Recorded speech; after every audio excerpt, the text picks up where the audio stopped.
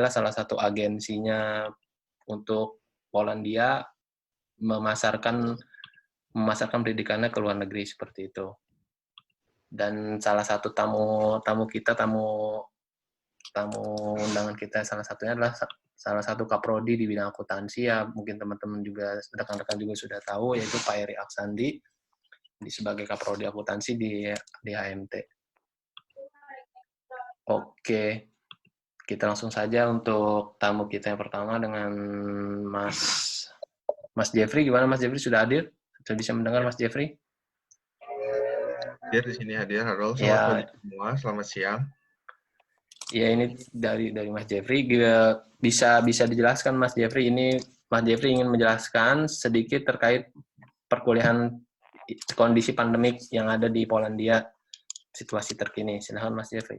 Oke, kalau kita mulai semuanya, selamat pagi waktu Polandia dan mungkin selamat siang pada teman-teman semua. Selamat siang juga buat Pak Hari Eksandi.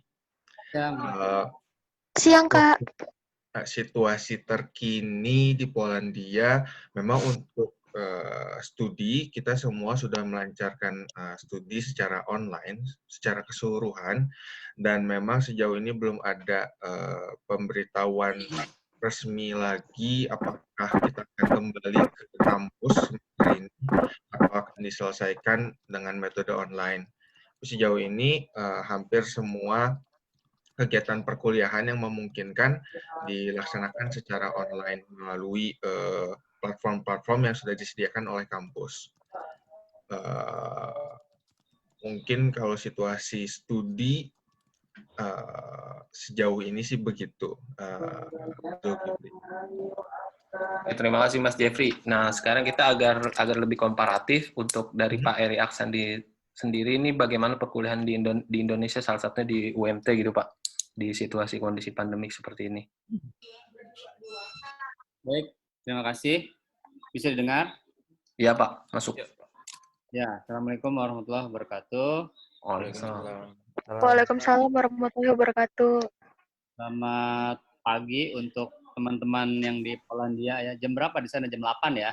Jam 8 Pak ya. Jam 8. Durasi puasa berapa jam di sana?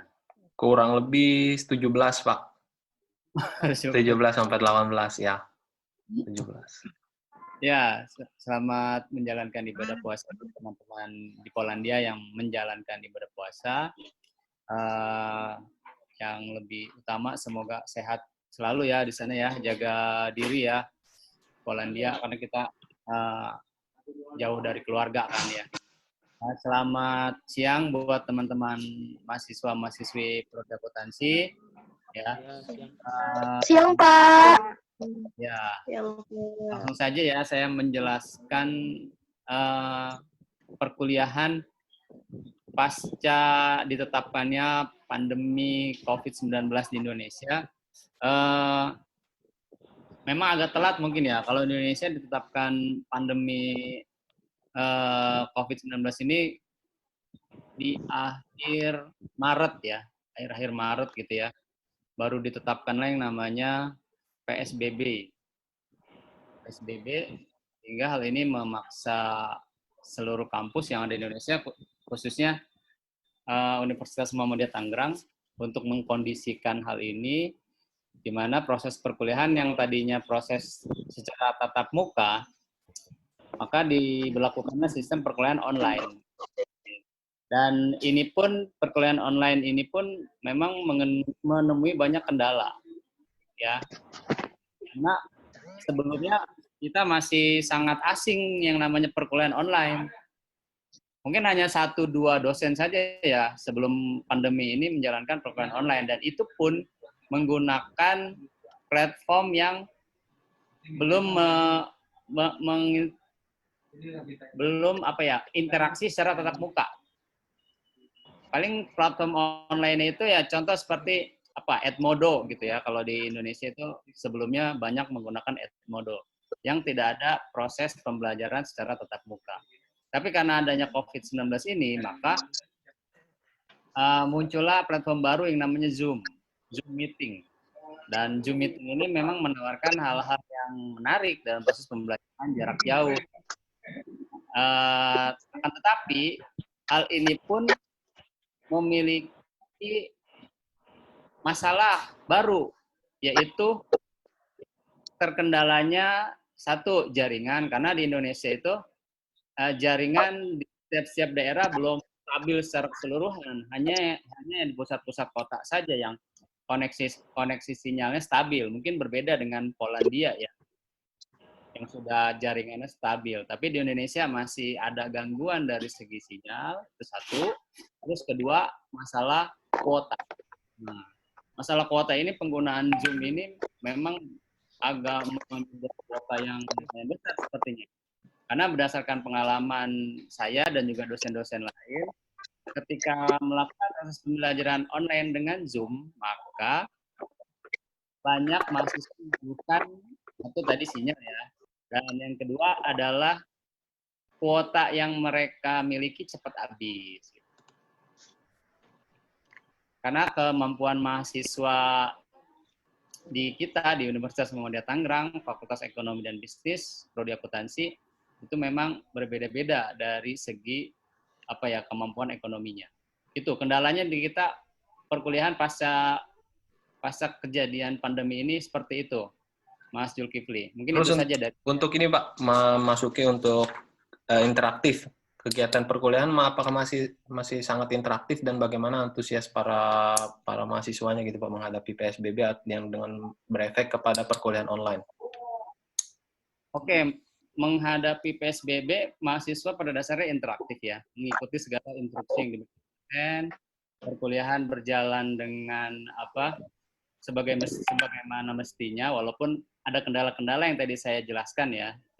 Jadi intinya kondisi yang seperti ini jangan membuat kita jadi serba terbelenggu gitu loh. Kalau saya kemarin melakukan memakai Zoom, tapi juga saya pakai Edmodo dalam pengumpulan tugas, dan saya memakai meminta mahasiswa merekam apa yang sudah mereka pahami, mereview ulang gitu loh dari materi yang saya sampaikan, lalu diupload ke YouTube.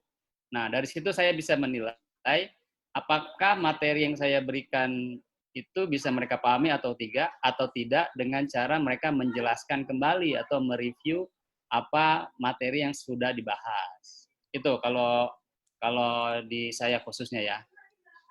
Oke, terima kasih Pak Ari.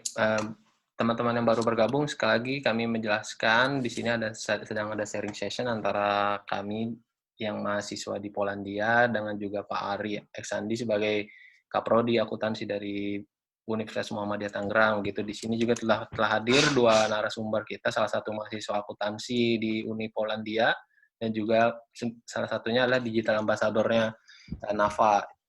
Mungkin teman-teman sudah kenal tadi Mas Jeffrey. Nah, ini kita masuk ke Mas Iqbal nih. Mas Iqbal, gimana kondisi terkini? Tolong jelaskan perkuliahan yang Mas Iqbal alami dan kendala-kendalanya seperti itu, Mas Iqbal. Oke, pertama-tama Assalamualaikum ya. Assalamualaikum warahmatullahi wabarakatuh buat teman-teman yang di Indonesia. Pak Ari Eksandi. Waalaikumsalam warahmatullahi wabarakatuh. Ya semoga kita tetap sehat di pandemi kayak gini, tetap terhindar dari virus inilah. Karena ini juga jadi musibah buat, kalau saya bilang buat semuanya nih, buat perekonomian, pendidikan, semuanya kena dampaknya nih dari sini. Saya untuk teman-teman di Polandia sendiri mungkin tadi udah dijelasin ya, kalau gimana perkuliahan di sana tuh benar-benar berubah pandemi ini. Sama hal yang sama sebenarnya kejadian di Portugal juga, karena kebetulan saya pas pandemi ini muncul, saya itu pas pindah ke Portugal, saya tinggal di Portugal, pemerintah menetapkan untuk state of emergency, jadi langsung di-declare tuh. Jadi lockdown, orang yang keluar rumah kena fine, dan boleh keluar rumah ke supermarket, tempat perbelanjaan, dan benar-benar semuanya berubah, kampus tutup, kita lebih banyak project. Jadi basically sebenarnya saya pikir sama ya sistem perkuliahan di sini selama pandemi, khususnya buat anak-anak akuntansi. Kalau anak-anak akuntansi di sini yang awalnya kita ke assessment, kalau misalnya kita bilang assessment ya, assessment di kelas itu berubah jadi lebih ke pergantian project. Jadi kita dikasih project untuk project investment atau project apapun itu lebih banyak meeting di Zoom juga gitu. Jadi selama pandemi hal yang kita alamin sih itu buat perkuliahan, projectnya lebih banyak. Terus kurang lebihnya itu sih basically hampir sama sih, semuanya meetingnya di Zoom. Kesusahannya kita lebih susah sekarang buat deket sama dosen karena kadang-kadang koneksi juga nggak lancar bahkan dibandingin sama Poland, Portugal tuh koneksinya lebih jelek gitu. Portugal lebih jelek.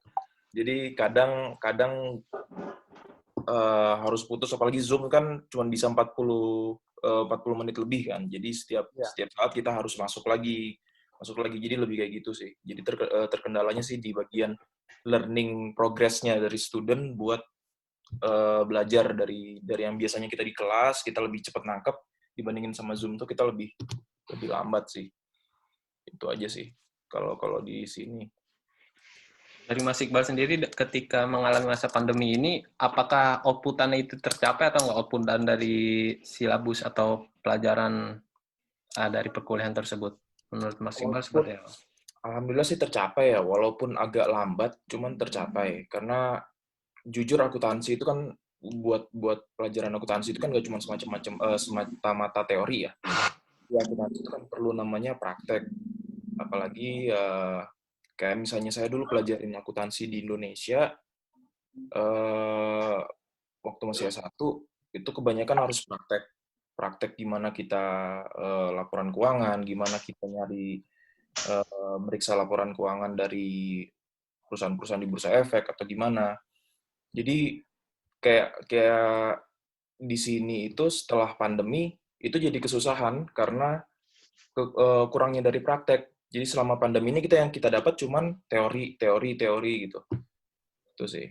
Jadi silabusnya tuh tercapai, tapi balik lagi kita harus self learning lagi gitu loh. Karena kita terima teori, ya kita berusaha cari lagi buat gimana sih prakteknya di dunia di laporan keuangannya gitu. Itu sih. Oke, terima kasih Mas Iqbal atas penjelasannya. Ini balik lagi sekarang kita balik ke bidang akuntansi nih Pak.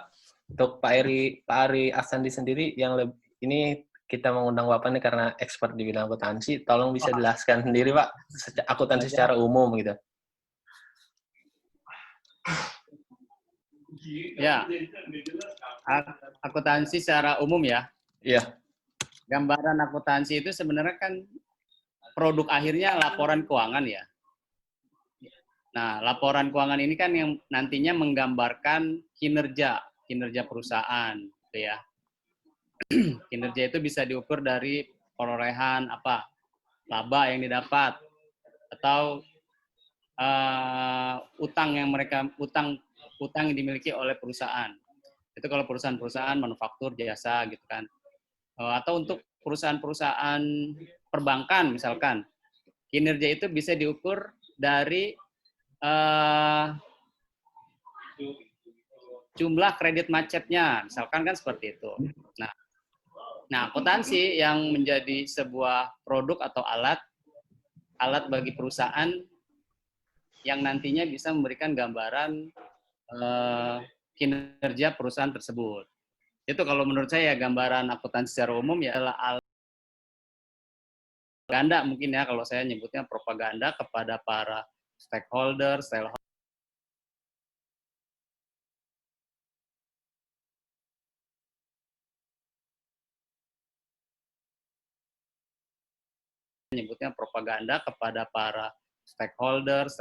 shareholder dan segala pemangku kepentingan ya untuk meningkatkan reputasi perusahaan itu sendiri.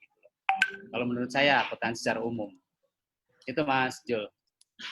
Oke, terima kasih penjelasannya Pak Arik. Jadi ketika jadi bidang akuntansi ini sangat penting ya Pak Ari untuk salah satu perusahaan atau dalam mengasesor benar bagaimana laba dan bagaimana keuangan dari sebuah perusahaan tersebut gitu. Kita bisa komparasi dari Mas Iqbal sendiri, bisa jelaskan apa sih bedanya Mas Iqbal ketika studi di akuntansi di Indonesia dengan Mas Iqbal sekarang studi di luar negeri gitu, salah satunya Poland dan Portugal. Kalau saya bilang komparasi ya, kalau bisa dibilangin komparasi, banyak banget sih sebenarnya. To be honest-nya sih itu, jadi waktu saya studi akuntansi di Indonesia, waktu itu saya masih ingat tuh, waktu di Indonesia, sistem akuntansi di Indonesia itu baru mau mengadopsi sistem IFRS. Jadi waktu itu Indonesia masih pakai GAAP, waktu itu masih ingat saya masih pakai GAAP, IAS, PSAK kalau nggak salah ya. PSAK, IAI baru mau mengaplikasikan IFRS. Jadi salah satu momen benefit-nya waktu saya belajar akuntansi di luar negeri, saya benar-benar mendalami IFRS karena most country in Europe itu make sistem IFRS gitu. Apalagi Polandia sendiri dia pakai IFRS. Dan ketika saya mengkomparasi sama di Indonesia, ternyata di sistem akuntansi di Indonesia di setiap negara kan beda-beda ya, tergantung dari naik turunnya perekonomian di suatu negara, tergantung dari tingkat perekonomiannya mereka, dia yang mana lebih menguntungkan gitu. Yang kedua tergantung dari sistem politik di negaranya dia, kayak di Inggris umpamanya di Inggris dia pakai common law gitu kan. Di Amerika dia pakai GAAP, atau di Europe dia pakai IFRS. Jadi salah satu poin positifnya buat belajar akuntansi di luar negeri, benar-benar lebih mendalami sih. Apalagi pada pas momen saya itu juga lebih penting karena di Indonesia baru mengadopsi IFRS. Ketika saya pindah ke Europe, saya benar-benar mendalami banget nih IFRS gitu loh. Di Poland sendiri kan mengadopsi IFRS, walaupun dia punya sistem akuntansi sendiri, saya lupa namanya. Itu karena jadi itu sih, jadi lebih mendalami sistemnya sih. Gitu. Ada perbedaan signifikan nggak Mas Iqbal antara beberapa sistem tersebut? Sebenarnya sih nggak ada perbedaan signifikan sih. GAAP sama IFRS itu basically sama, cuman bedanya ketika keuangannya yang beda gitu. Jadi waktu di Indonesia saya masih pelajarin GAAP itu dia contohnya nih ya, di laporan keuangan itu aset di GAAP itu nggak dijabarkan. Kalau di IFRS itu lebih dijabarkan gitu, kayak non current dan current aset gitu. Jadi lebih itu sih, lebih bedanya sih perubahan laporan keuangan yang dulu saya pelajarin itu ketika saya sampai di Eropa harus saya rubah lagi, harus terbiasa dengan peraturan yang baru gitu. Itu sih komparasinya sih itu. Atau misalnya contohnya gini, contohnya itu ketika belajar di Eropa saya lebih paham masalah-masalah kompleks secara akuntansi. Contohnya gini, revaluation aset gitu. Dari banyak, contohnya kayak di Jerman. Di Jerman ini banyak pengusaha yang memindahkan asetnya di Jerman ke Poland. Kenapa? Karena di Poland ini mata uangnya masih memakai currency yang zloty, lebih rendah daripada mata uang euro. Jadi untuk pengusaha di Jerman, buat mereka ini lebih menguntungkan kalau misalnya mereka pindah di Poland gitu loh. Sebelum mereka dikalahin sama orang Prancis atau orang Belanda, mereka lebih ngambil langkah lebih dulu untuk memindahkan asetnya mereka di Poland. Nah, jadi ketika memakai sistem IFRS, di IFRS itu kan dia mengenal yang namanya revaluation ini gitu loh. Nah, ini yang harus lebih mendalaminya sih di situ. Ketika waktu saya belajar di Indonesia, GAAP itu nggak mengenal revaluation. Maksudnya GAAP itu mengenal revaluation, cuman dalam bentuk yang berbeda. Ketika saya sampai di Eropa, ternyata revaluation yang dipakai itu berbeda. Itu sih. Jadi saya harus lebih terbiasa dengan sistem yang baru. Gitu. Tapi untungnya Indonesia sekarang udah mulai mengadopsi IFRS ya. Kalau nggak salah dari tahun 2011 atau 2014 gitu. 11. 2011 ya. Gitu sih Mas Zul. kalau misalnya komparasinya sih seperti itu. Oke, terima kasih banget Mas Iqbal atas penjelasan yang cukup untuk saya sendiri awam di bidang akuntansi, tapi cukup jelas mengenai akuntansi gitu. Apa bedanya antara akuntansi dengan luar negeri dan sistem akuntansi yang kita miliki di Indonesia seperti itu. Jadi Basically kayak misalnya selama di luar negeri itu lebih banyak prakteknya sih. Kalau saya bilang ya, lebih banyak prakteknya karena kita lebih tahu gimana sih kendala-kendala yang dialami dari tiap negara, apalagi Europe. Europe ini kan negaranya berdekatan nih. Otomatis hubungan perdagangannya itu, marketnya itu mereka lebih dekat. Mereka butuh waktu yang cepat di perjualan, maksudnya perdagangan itu butuh waktu yang sangat cepat gitu loh pergerakannya. Jadi di situ banyak kendala akuntansi sih sebenarnya. Dari di situ tuh banyak kendala akuntansi. Jadi ketika belajar di Eropa itu lebih dapat prakteknya dari kendala-kendala ini nih. Kenapa sih kok di Poland pakai IFRS tapi dia masih punya namanya Polish GAAP. Dia punya sistem sendiri. Ternyata problemnya adalah karena banyak negara-negara di luar Poland, di sekitaran Jerman, Czech Republic, atau Hungary, Hungaria gitu, Belanda, dia banyak yang pengen mindahin asetnya ke Poland gitu. Karena menguntungkan buat beberapa perusahaan. Jadi di situ sih lebih prakteknya sih lebih di situ. Jadi kayak lebih jadi kayak gini ya gitu.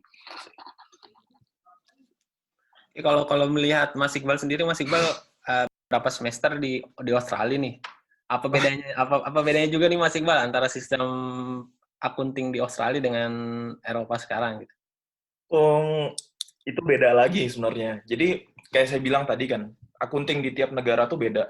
Waktu di Jepang, saya pelajarin GAAP karena semenjak Perang Dunia Kedua, Jepang itu benar-benar ngikutin Amerika banget, buntutin Amerika banget. Amerika pakai GAAP, dia pakai GAAP. Amerika masuk waktu di tahun 1998, Hobbes itu bikin penelitian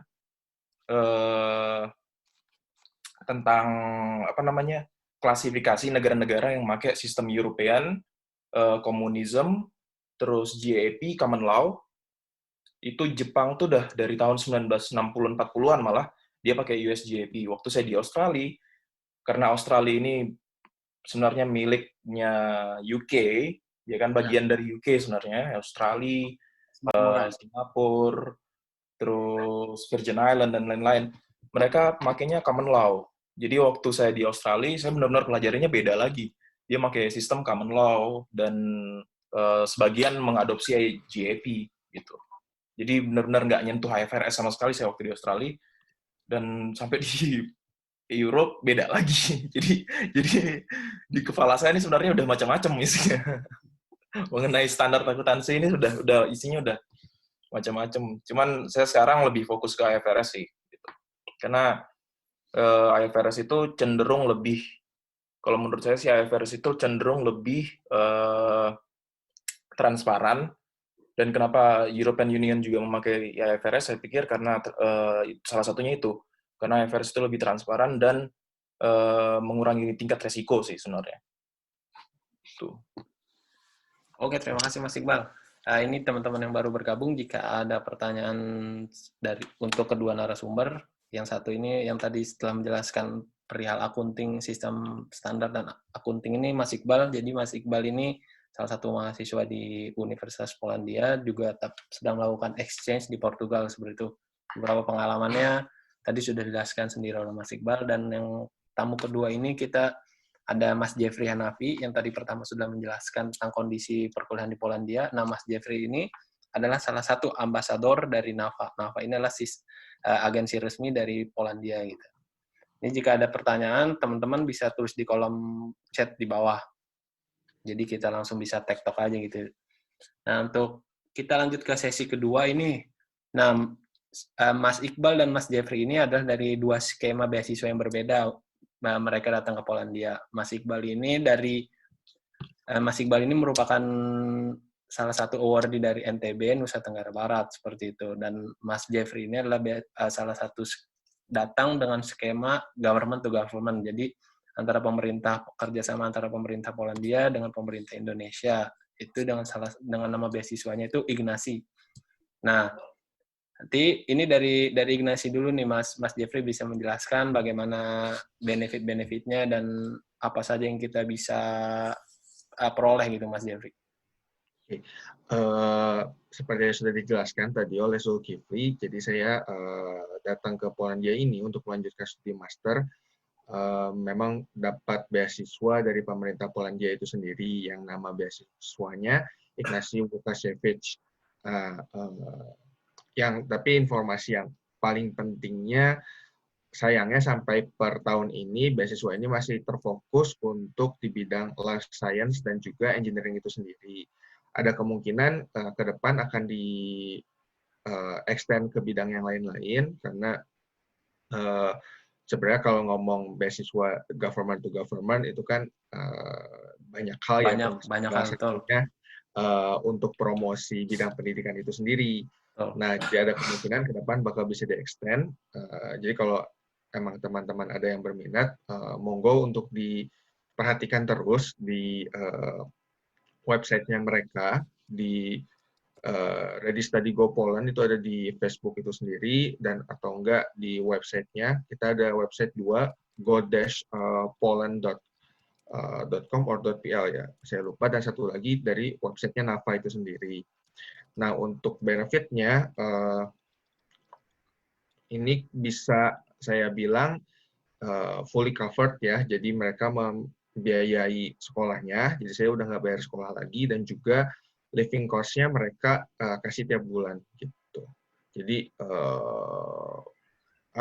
worth banget sih kalau buat saya pribadi. Jadi saya hampir nggak keluar uang dari kantong pribadi, hanya buat awal-awal settlement dan juga untuk tiket pesawat aja waktu awal-awal.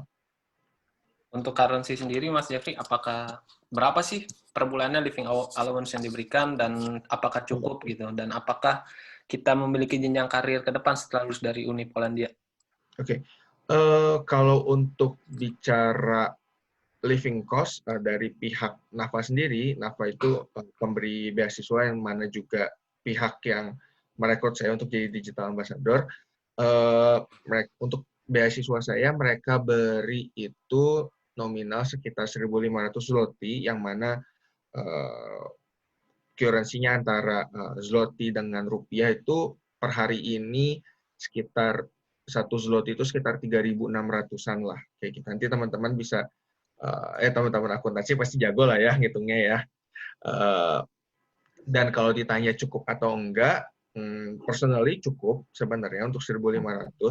Memang tidak untuk bermewah-mewah, tapi untuk hidup dan menjalani studi itu cukup. Tentu saja hidupan di Polandia itu, enggak di Poland ya, mungkin di seluruh wilayah Europe, dan nanti Iqbal juga mungkin bisa relate, kita nggak bisa kayak dikit-dikit makan keluar, beli makan di luar segala macam. Kita tetap harus combine juga dengan kita masak sendiri, dan itu adalah hal yang biasa sebenarnya di Europe. Meanwhile, kembali berkaca ke masa S1 saya di Indonesia, yang mana tiap kali makan dulu kuliah ya makannya di luar. Kalau di sini kita ada masak juga kayak gitu. Jadi kalau bicara tentang living allowance yang dikasih oleh pihak beasiswa untuk hidup, sebenarnya itu cukup sih, cukup sekali untuk hidup dan masih bisa saving kok gitu. Terus untuk jenjang jenjang karir ya. Karena kan biasanya teman-teman akuntansi di Indonesia kan, lebih milih sekarang kan sudah banyak lowongan kerja, mungkin banyak lowongan kerja di Indonesia, cuma kan banyak juga rekan-rekan yang saya pengen studi lanjut lagi deh untuk mengembangkan ilmu akuntansi saya karena di bidang akuntansi kayak gitu Mas. Dan setelah lulus kayaknya lebih baik kerja di luar deh daripada balik ke Indonesia. Nah, itu ada nggak sih kesempatan-kesempatan seperti itu Mas Jeffrey? Oke, salah satu fakta yang menarik untuk Polandia itu sendiri, tingkat unemployment rate-nya itu di sini kita rendah sekali. Jauh lebih rendah dari Jerman, jauh lebih rendah dari Prancis itu nanti teman-teman bisa cek di Google, bisa dilihat sendiri unemployment rate di Poland itu berapa. Dan jujur buat saya itu rendah, yang mana artinya kalau itu rendah, peluang kita untuk mendapatkan pengalaman di bidang profesional itu terbuka cukup lebar. Jujur aja, sebenarnya saya sekarang juga lagi menjalani sebuah internship di salah satu perusahaan internasional di bidang FMCG yang apa ya, bisa dibilang saya tuh dapat intern di planning center yang ditaruhnya di Poland, yang mana kita ngurusin pabriknya tuh ada di seluruh Europe. Makanya mungkin tadi pas Iqbal cerita bahwa kenapa mereka mau mindahin aset ke Poland segala macam, agak relate juga ya, karena kantor saya itu kantor planning center yang kita ngurusin semua supply chain-nya, kita yang bikin plan-nya, kita yang segala macam, tapi untuk eksekusi, untuk production-nya kita taruh ada di negara-negara lain gitu. Balik lagi ke topik tentang peluang untuk mendapatkan pengalaman profesional, itu jadi terbuka banget sih. Saya jujur dapat internship ini apa ya, nggak terlalu perlu perjuangan iya, tapi offernya tuh ada banyak banget sih di internet. Kita bisa cari dan kita bisa coba, dan itu hal yang wajar banget untuk di Polandia khususnya bagi mahasiswa menjalankan studinya sambil melakukan internship atau bahkan bekerja paruh waktu atau bahkan full di perusahaan gitu. Oke, terima kasih penjelasan Mas Jeffrey. Ini mungkin teman-teman di sini masih curious atau penasaran, apakah akan terjadi diskriminasi untuk mahasiswa asing sendiri dalam perkuliahan atau juga dalam jenjang karir profesional seperti itu. Mungkin bisa dijelaskan oleh Mas Iqbal. Kalau diskriminasi sih nggak ada sih kalau saya bilang. Kalau jadi kayak udah dijelasin sama Mas Jeffrey tadi ya, studi di Poland, studi di Europe, itu kayak gitu tadi.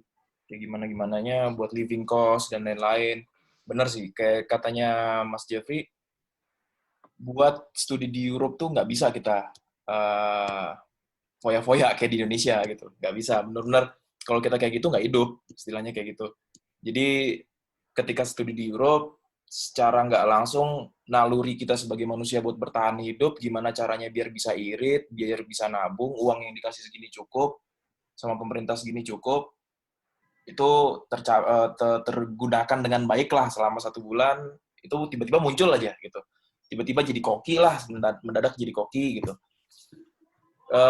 Kalau misalnya soal diskriminasi sih, kalau saya bilang sih dalam pendidikan di Eropa tuh nggak ada ya, karena orang Eropa, dan maksudnya tingkat imigrasi di Eropa sendiri kan juga termasuk besar. Di Poland salah satunya juga tingkat imigrasinya juga besar, jadi mereka udah biasa ngelihat orang asing sih. Mereka tuh udah biasa ngelihat orang asing, mengajari orang asing, dan kebanyakan juga profesor di Poland itu atau dosen di Poland itu mereka juga belajarnya di luar Poland gitu loh. Jadi ada yang lulusan di Prancis, atau ada yang beberapa ngambil dosen Prancis buat ngajar di Poland, atau ada yang dulunya belajar di UK. Jadi kebanyakan dari mereka juga udah biasa ketemu sama orang asing, jadi nggak ada diskriminasi sih kalau saya bilangin. Terus yang kedua, buat jenjang karir, buat akuntansi di sini, sebenarnya di sini tuh akuntansi tuh jadi sebuah lapangan pekerjaan yang paling dicari sih sebenarnya kalau saya bilang buat di Europe itu. Apalagi buat di Jerman sama Spanyol sama Itali. Kenapa? Karena seperti kita tahu, walaupun Europe ini satu, mereka ini tapi saling membenci satu sama lain. Jadi mereka ini juga bersaing satu sama lain. Kayak contohnya Spanyol sama Prancis, mereka ini saling benci satu sama lain. Walaupun mereka ini, oh iya kita di European Union, kita jadi satu. Tapi mereka ini membenci. Mereka gimana caranya? Pokoknya saya harus lebih baik dari Prancis. Atau Portugal harus lebih baik dari Spanyol gitu. Jadi mereka itu lebih kayak, saya butuh, karena sekarang itu mau masuk ke industrial age 4.0 ya. Kalau saya bilang 4.0 ya. 4.0, jadi dibutuhin nih yang namanya akuntan-akuntan yang lebih Profesional. berkualitas, yang lebih profesional, perlu dicariin kayak perusahaan-perusahaan kayak di Jerman tuh salah satu badan akuntingnya membutuhin akuntan yang lebih baik gitu. Jadi kalau saya bilangin buat ini sendiri sebenarnya bidang yang sangat bagus juga sih buat belajar akuntansi di luar negeri karena jenjang karirnya aja bagus juga sih. Itu akuntan yang baik yang gimana bisa mengadopsi sistem segini untuk di Industrial Age 4.0 gitu lah istilahnya kayak gitu. Sedangkan kayak Mas Jeffrey tadi bilang mungkin rata-rata sih mahasiswa di sini juga dapat internship juga. Kebetulan saya juga dapat internship, insya Allah mungkin bulan depan pindah lagi saya ke Italia dapat di sana jadi akuntan juga. Kalau saya bilang kan jadi jenjang karirnya tuh enak sebenarnya gitu. Mudah untuk dapat internship juga, dari internship bisa jadi permanent work atau gimana gitu. Kalau saya bilang sih kayak gitu. Untuk diskriminasi dan lain-lain sih sebenarnya nggak ada sih, sama aja sih saya bilang. Maksudnya balik lagi itu ke masalah sosial sih. Kalau di dunia pendidikannya sih sama aja sih di mana-mana. Oke, terima kasih Mas Iqbal penjelasannya. Terima kasih Mas Jeffrey. Ya, ini juga sekedar teman-teman mungkin ada yang baru bergabung. Nah, kita sedang melakukan sharing session antara yang satu ini telah dijelaskan dari Mas Iqbal, salah satu mahasiswa akuntansi di Polandia, dan juga tadi yang pertama kali adalah Mas Jeffrey sendiri. Mas Jeffrey ini salah satu mahasiswa di Universitas Polandia di bidang otomasi robotik dan juga sekarang sedang diberikan amanah sebagai digital ambassador Nafa. Nah, untuk penjelasan sedikit, Mas Iqbal juga ini adalah salah satu mahasiswa yang bawa keluarganya gitu, teman-teman. Jadi Mas Iqbal ini sudah berkeluarga dan membawa keluarganya untuk studi di Eropa. Jadi semua tuh memiliki kemungkinan itu sangat besar untuk kita berkarir atau meneruskan cita-cita kita. Jika mungkin ada teman-teman yang memiliki cita-cita untuk berkuliah lanjut lagi ke luar negeri, yuk silakan, semangat. Nah, ini terkait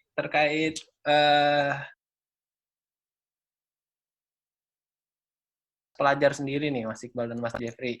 Kualitas pelajar sendiri antara kualitas Indonesia, maksudnya lulusan dengan Indonesia dan juga lulusan luar negeri, saya rasa sih nggak ada bedanya jika ingin berkarir. Ya, gitu kan. Bahkan untuk meneruskan studi lanjut, dan itu tidak terkecuali dari yang lulusan luar negeri, maksudnya lulusan yang negeri, PTN maupun swasta. Bisa jelaskan sendiri, Mas Iqbal ini adalah salah satu lulusan dari PTS di Indonesia, dan juga Mas Jeffrey ini salah satu PTN di Indonesia. Jadi semua itu memiliki kemungkinan untuk berbagi kepada kita. Nah, yang ingin saya sampaikan gimana Mas Iqbal dan Mas Jeffrey, tolong berikan tips kepada teman-teman nih. Sebenarnya benar dibilang sama Zul tadi ya, semua kemungkinan itu kebuka lebar sih. Cuman bedanya sama kita yang mahasiswa adalah kadang kita males nyari kemungkinan itu. Jadi itu PR pertama tuh, males nyari. PR pertama tuh itu. Jadi kemungkinan tuh banyak tuh. Kemungkinan tuh jutaan. Kemungkinan kebuka lebar, nggak peduli itu saya lulusan PTS atau PTN. Saya lulusan PTS nih, saya lulusan PTS di salah satu perguruan tinggi swasta di Jogja, di Universitas Indonesia, saya lulusan di sana.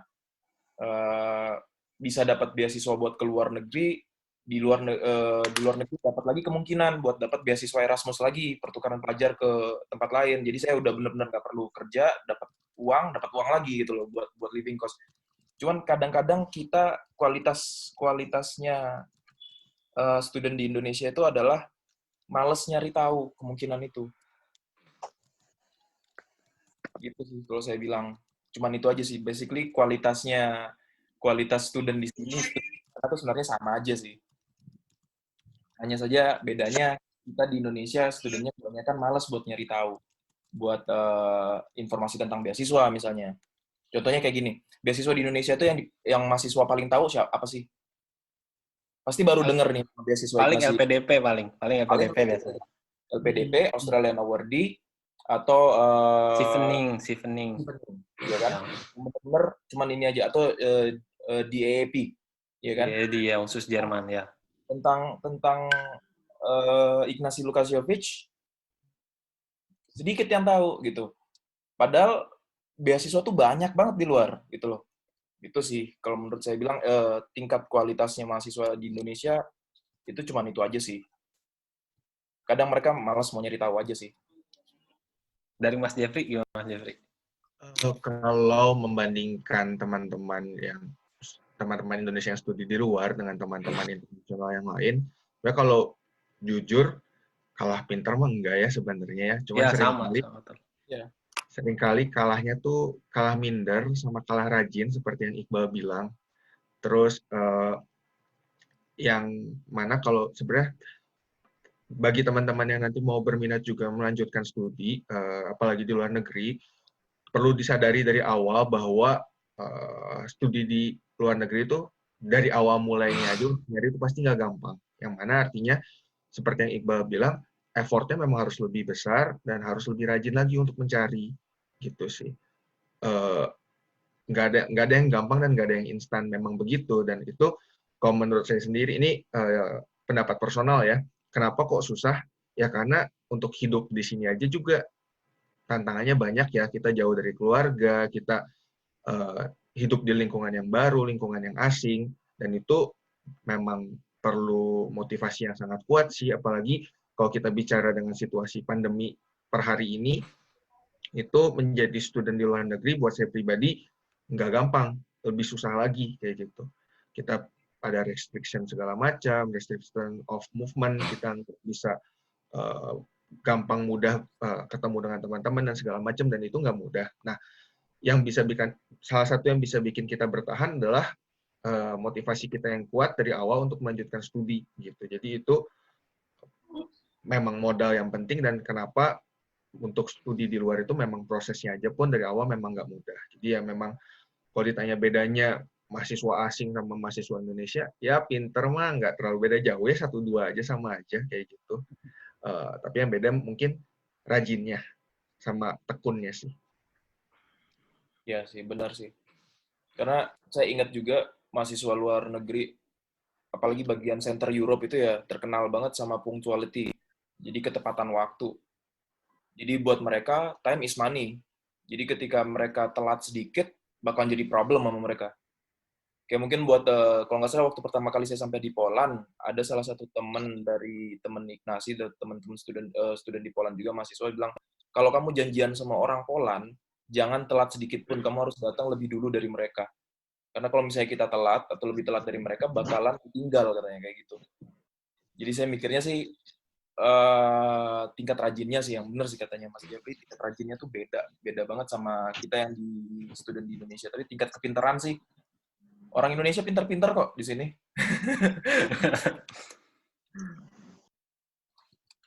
Oke, terima kasih Mas Jeffrey dan Mas Iqbal untuk sarannya. Dari Pak Ari sendiri, untuk Pak Ari nih, Pak Ari, semoga ada wejangan nih untuk kita yang sedang kuliah di luar negeri, juga untuk mahasiswa Indonesia yang sedang ikut dalam sharing session kali ini, Pak Ari. Oke ya. Wejangan, mungkin bukan wejangan ya. Kalau wejangan kan kesannya saya lebih ahli gitu ya. Nah, dari segi pengalaman kan saya S2, sekarang lagi proses S3 di dalam negeri semua gitu ya. Jadi saya dapat masukan atau dapat pencerahan juga bagaimana proses kuliah di luar negeri. Mungkin sekedar mengingatkan aja, namanya juga kan bukan di negara sendiri gitu ya, bukan di negara sendiri ya. Intinya adalah kita tetap menjadi warga negara asing yang baik di sana gitu ya, mengikuti peraturan yang ditetapkan pemerintah, apalagi kondisi COVID kayak gini kan. Mungkin perlakuan di Polandia, di Portugal lebih ketat daripada Indonesia gitu ya, terkait pelaksanaan kalau di Indonesia sebutnya PSBB ya. PSBB ya. Nah, kalau di Portugal atau Polandia saya nggak tahu namanya apa ya. Sama Pak, lockdown Pak. Lockdown aja. Ya. Lockdown ya. Intinya itu tetap mengikuti aturan yang ditetapkan oleh pemerintah sana gitu ya. Terus namanya budaya berbeda, takutnya kita berpikir apa yang kita lakukan hal yang biasa, wajar, tapi menurut mereka itu hal yang kurang ajar gitu ya. Contoh misalkan tadi janjian dengan orang Portugal harus datang lebih cepat dari mereka gitu kan. Nah, itu kan berbeda 180 derajat dengan kebudayaan di kita gitu ya. Kalau di kita kan rapat mulai jam 2 tapi di undangannya jam 1. Contohnya kan seperti itu. Karena memang budaya telat itu sudah terlalu kuat gitu. Intinya itu aja. Mengikuti peraturan yang ditetapkan pemerintah dan menempatkan diri sesuai dengan budaya yang ada di sana. Terus untuk teman-teman yang sekarang masih kuliah S1 di UMT, mungkin ini sharing session dari teman-teman yang kuliah di Polandia dan Portugal bisa menjadi pencerahan ya buat kalian semua. Jangan berpikir hanya puas pada proses pembelajaran selesai S1.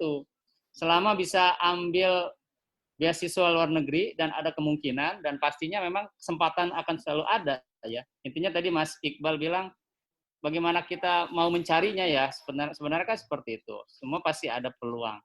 Nah, kalau memang kesempatan itu ada, ambil. Jangan sampai enggak. Jangan sampai nanti timbul penyesalan. Dulu saya pernah ada tuh tawaran beasiswa ke Cina. Nah, cuma penyakit orang Indonesia itu adalah satu tadi belum ditambahkan ya oleh Mas Jeffrey Iqbal. dan Mas Iqbal ya. Apa itu Pak? Apa itu Pak?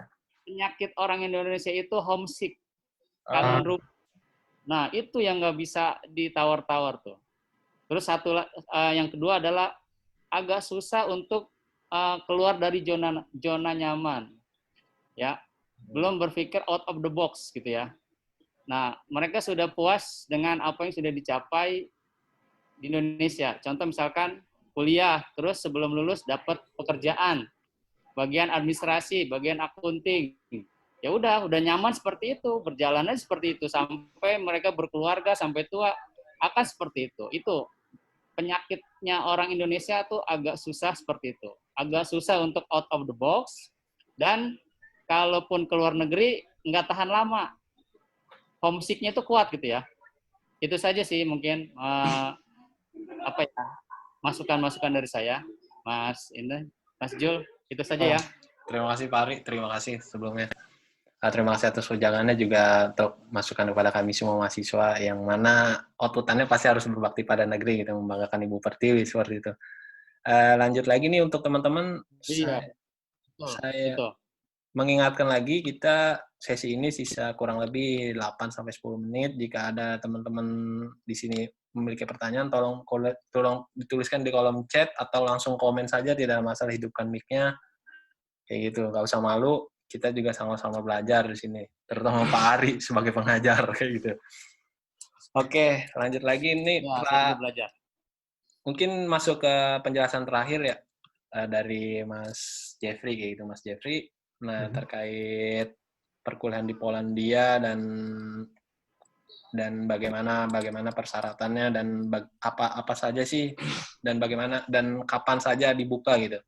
Tolong jelaskan lagi Mas Jeffrey. Mungkin ada yang baru bergabung. Kalau untuk studi generally in Europe, nggak terkhusus di Polandia, sebenarnya kita tuh untuk memulai kuliah, kita ada dua. Kita bisa ada yang mulai sekitar bulan Februari, dan juga ada yang normal seperti di Indonesia pada bulan sekitar September-Oktober ya, kalau nggak salah. Dan itu normalnya. Seperti yang tadi saya udah bilang, sayangnya untuk sejauh ini memang dari NAVA, yang mana adalah itu ada agensi dari pemerintah Polandia itu sendiri yang memberikan beasiswa, belum ada beasiswa yang diberikan kepada warga negara Indonesia untuk di bidang akuntansi itu sendiri. Tapi tidak menutup kemungkinan bahwa ada peluang dari kampus to kampus, gitu. Itu nggak pernah tertutup kemungkinannya karena itu sifatnya pribadi dari kampus itu sendiri. Dan juga dari pengalaman saya dulu waktu S1 dari teman-teman saya, itu ada-ada aja program untuk misalkan exchange ke Polandia, ke luar negeri, dan salah satunya ke Polandia. Yang mana saya pribadi jujur nyesel sih S1 dulu nggak exchange kemana-mana. Kenapa kok nyesel? Karena banyak hal sebenarnya yang bisa didapatkan dari mencoba studi dan juga hidup di luar negeri itu sendiri. kita bisa berpikir satu hal yang beda. Kita seperti yang Pak Ari mention tadi, kita bisa berpikir out of the box, kita bisa melihat sesuatu yang baru dan akhirnya berinovasi. Saya bisa pastikan Jeffrey yang hari ini dan Iqbal yang hari ini sudah berbeda pandangannya dengan kita yang dulu masih di Indonesia. Bukan berarti kita berubah jadi jelek, enggak, tapi kita sudah bisa banyak dapat inspirasi gitu. Oh, ada satu hal yang baru nih di sini, oh ada yang lain nih di sini, kayak gitu. Kita kalau kita bisa menyerap informasi lebih banyak, kita bisa berpikirnya bisa lebih apa ya, lebih kompleks, yang mana kita bisa dapat keputusan yang lebih baik karena mempertimbangkan banyak hal, yang mana itu bagus sebenarnya untuk pengembangan diri kita ke depannya itu sendiri, kayak gitu. Jadi nggak menutup kemungkinan jika ada teman-teman yang berminat untuk melanjutkan studi, salah satunya ke Poland, bisa dicari lebih giat di internet, atau bahkan untuk sekedar exchange yang 1 semester atau mungkin lebih dari 1 semester, atau bahkan untuk program di summer itu sekitar Juni, Juli sampai September itu sendiri, itu biasanya selalu ada. Dan seperti yang Pak Ari mention tadi, ya kalau ada kesempatannya jangan disia-siakan kayak gitu. Jadi kalau untuk beasiswa sejauh ini belum ada, tapi yang resmi dari NAFA belum ada untuk teman-teman akuntansi sayangnya. Tapi kemungkinan peluang untuk ke Europe atau ke Polandia itu sendiri, jalannya sebenarnya selalu ada. Banyak jalan lah menuju Roma. Romanya kita ganti aja Polandia kayak gitu. Jalannya mah banyak. Dari Mas Iqbal ada terkait untuk rekan-rekan hari ini yang hadir? Buat rekan-rekan hari ini, sebenarnya akuntansi ya. Sebenarnya akuntansi itu bidang yang unik sih, Kak bilangin. Itu kalau teman-teman pengen melanjutkan kuliah ke luar negeri, kayak tadi dibilangin sama Jeffrey, kuliah ke luar negeri, especially di bidang akuntansi itu menjadi bidang yang sangat menarik sih sebenarnya buat belajar di Europe. Karena kalau kayak saya jelasin tadi sebelumnya, kita jadi lebih banyak tahu, apalagi buat teman-teman kayak tadi Pak Ari bilang, mahasiswa Indonesia tuh agak susah meninggalkan zona nyamannya. Ketika dia belajar akuntansi, dia bakalan stuck sama itu terus. Dia bakalan stuck, oh saya udah cukup nih belajar akuntansi di Indonesia. Kalau ketika belajar di luar negeri, akan kebuka lagi pikirannya buat, oh akuntansi kayak gini nih, kayak gini ya sistemnya. Oh akuntansi kayak gini di Jerman, kayak gini banget ya. Kok strict sekali sih sistem di sini, strict banget sistem di sana, atau macam-macam. Jadi ketika sudah sampai di luar negeri itu, bakalan banyak muncul pertanyaan dan curiosity ya, kalau saya bilangin itu kayak keingintahuan kita terhadap bidang akuntansi sendiri gitu. Bentar, bahasa pengantar yang ini ada pertanyaan nih, bahasa pengantar yang digunakan saat berkuliah di Poland, adakah preparation course untuk bahasa Polish sebelum berkuliah? Mungkin ini buat pertanyaan buat Mas Jeffrey ya. Oke, langsung kita jawab aja kali ya. Iya, biar main waktu nih. Untuk studi, tentu bahasa pengantarnya opsinya ada 2. Yang satu dengan bahasa lokal, yang kedua dengan program internasional, yaitu di Conduct in English kayak gitu. Jadi kalau mau ngambil yang dalam bahasa Polish ya juga boleh, tapi pasti perlu dong kemampuan di bahasa Polish itu sendiri kayak gitu. Tapi kalau saya sendiri pribadi berkuliah di program internasional yang mana conducted in English. Jadi preparation course-nya untuk bahasa Polish ada. Kalau kalian mau lanjut bahasa Polish, kalau kalian mau ambil preparation course dan juga lanjut kuliah internasional juga bisa. Kalau mau langsung kuliah di internasional dengan bahasa Inggris pun itu juga mungkin aja. Oke, terima kasih Mas Jeffrey atas adakah pembagiannya kayak gitu. Pembagian waktu ya dalam belajar akuntansi. Homesick segala macam itu benar banget. Kalau saya pribadi homesick nggak? Ya homesick aja. Cuman kalau karena udah dilempar ke Europe sini, mau pulang tuh mikir, udah sama tiketnya mahal ya, dan juga terbang tuh lama. Pegel, sumpah, terbang lama kayak gitu tuh. 12 jam ya Mas ya? 12 Iya, jam. 12 lebih bahkan kalau nggak salah ya. Udah sama terbang lama kayak gitu, pulang-pulang tuh nyampe Indonesia seneng mah seneng gitu. Cuman punggung mau putus. Jadi ya pertimbangannya lumayan juga gitu selain finansial karena tiket juga lumayan kan pulang pergi kayak gitu. Dan Banyak juga pertimbangan, betul. banyak pertimbangan. Kayak nggak mungkin lah kita pulang cuma seminggu doang kayak udah berapa hari habis buat nyesuaiin badan karena perbedaan zona waktu kan pasti berpengaruh banget dan juga beresin tuh masalah punggung duduk terus 12 jam juga pegel gitu. Jadi ya kalau yang Pak Ari bilang soal homesick segala macam, kalau saya bilang sih udah Pak lempar aja Pak anaknya ke Europe kayak gitu. Ntar juga pulang mikir kok dia Pak. Oke, terima kasih Mas Jeffrey atas jawaban.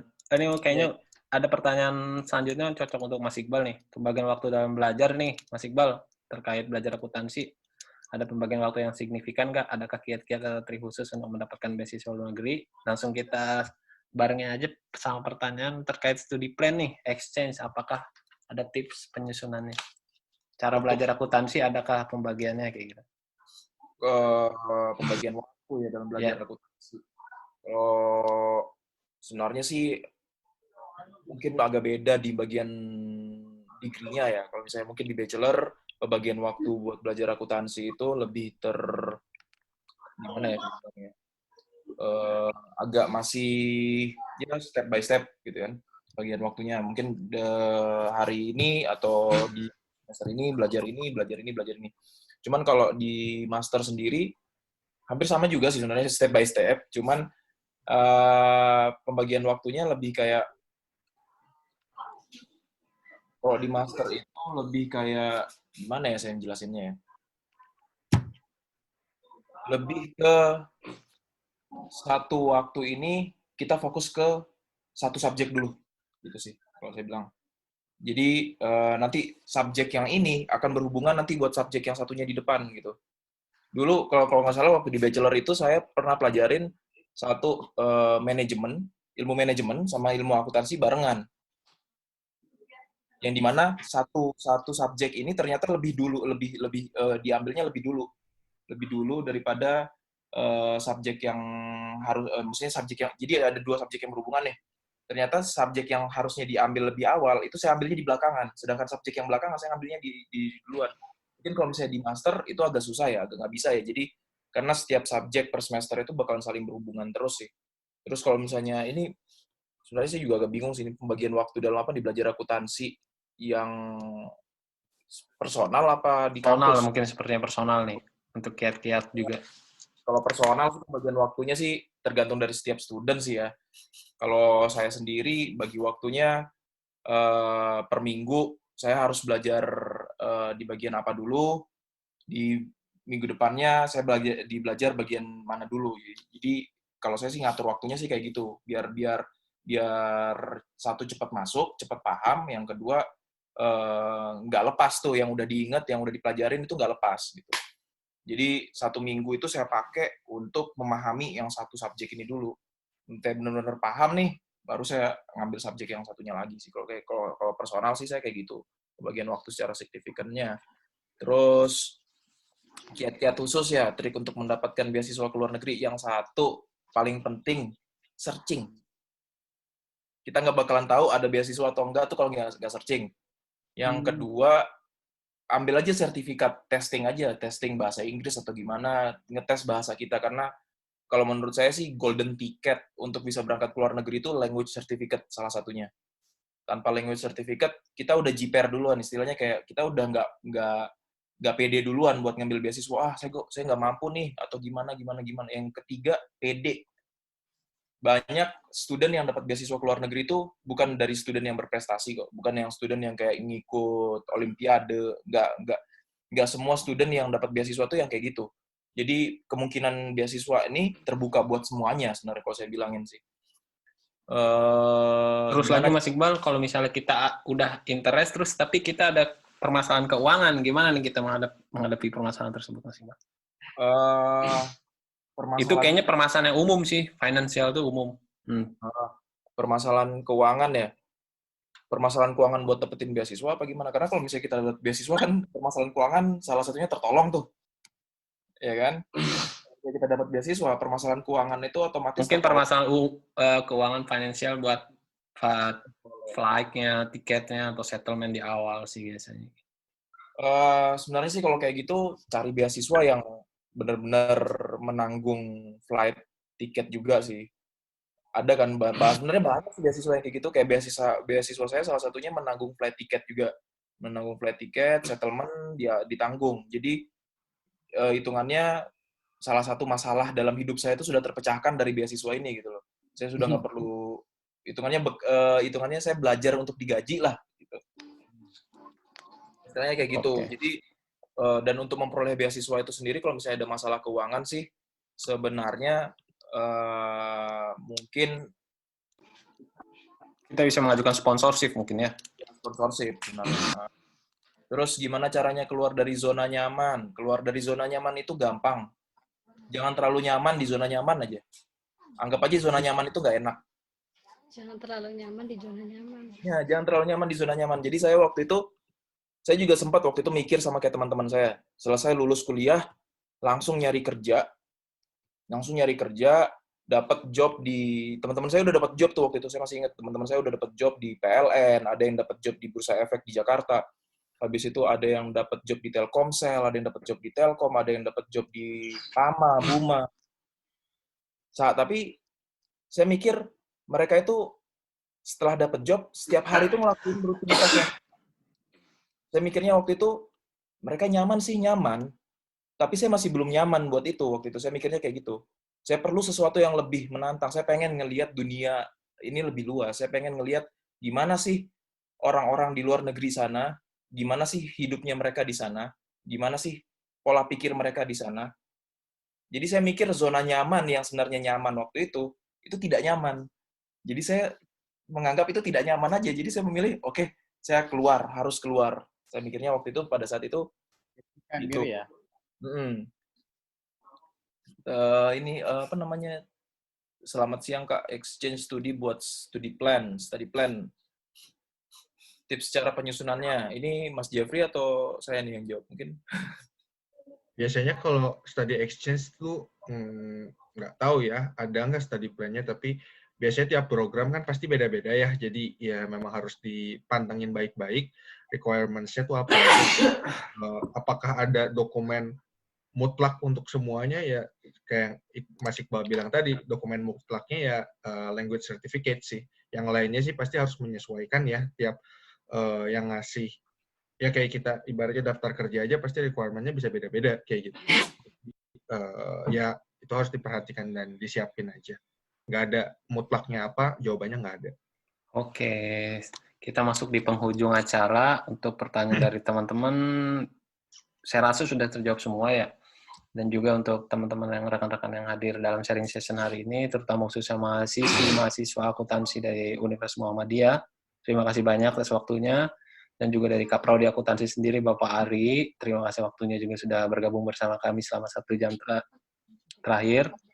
Dan juga terima kasih untuk Mas Iqbal, sehat-sehat di Portugal, dan juga balik lagi ke Polandia, balik lagi ke Indonesia. Terima kasih Mas Jeffrey sebagai perwakilan dari Ambasador NAFA. Terima kasih banyak atas waktunya telah berbagi pengalaman. Oke, rekan-rekan, terima kasih. Untuk yang belum bisa hadir, kami mohon maaf karena ada keterbatasan dari Zoom itu tersendiri, dan namun sebagai tanpa mengurangi rasa hormat kami, akan kami share dari video ini, kayak gitu. Video dari sharing session ini akan kami share. Dan semoga nanti kita bisa bergabung di kesempatan-kesempatan berikutnya, tentu terkait topik-topik yang menarik kayak gitu. Juga tadi teman-teman sudah mendengarkan bagaimana PSBB di Indonesia, bagaimana lockdown di luar negeri. Ya sama saja kuliah online, cuma kan kita memiliki kendala masing-masing gitu kan. Ada yang kendala dengan jaringan, kendala kuota, kendala dengan sistem pembelajaran kayak gitu. Semua juga punya kendala masing-masing, dan juga semoga teman-teman selalu sehat di Indonesia, selalu sehat, dan selamat menunggu berbuka puasa. Mungkin itu saja dari saya sebagai host pagi atau siang hari ini. Terima kasih. Assalamualaikum warahmatullahi wabarakatuh. Waalaikumsalam warahmatullahi wabarakatuh.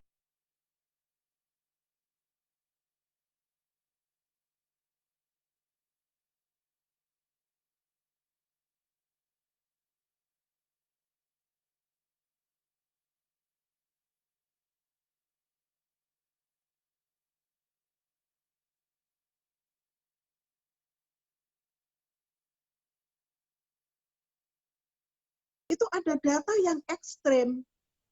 Itu data kalau tidak dikeluarkan, dia bisa menjadikan normalitasnya terganggu.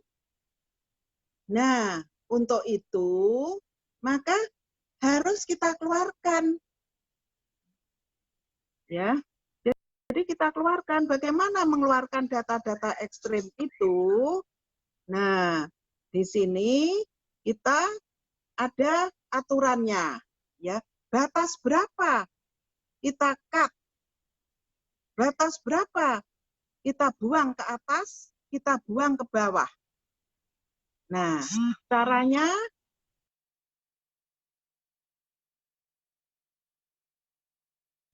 lanjutannya. Caranya, nah ini caranya. Jika kasus sampelnya tuh kecil, ya, kurang dari 80, maka standar skor nilai 2,5 itu dinyatakan outlier. Plus minus, itu ya, plus minus itu. Yang atas dan bawah. Data ekstrem yang di atas, data ekstrem yang di bawah. Nah, itu 2,5. Tapi jika sampelnya itu besar, dinyatakan outlier, itu jika nilainya itu pada kisaran 3 sampai 4.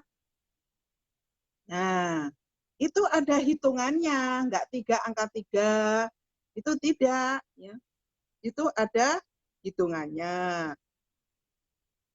Nah, kemudian hitungan tadi yaitu dengan menghitung, ada nanti dilihat di buku ya, nggak mungkin saya jelaskan di sini, dengan Z-score.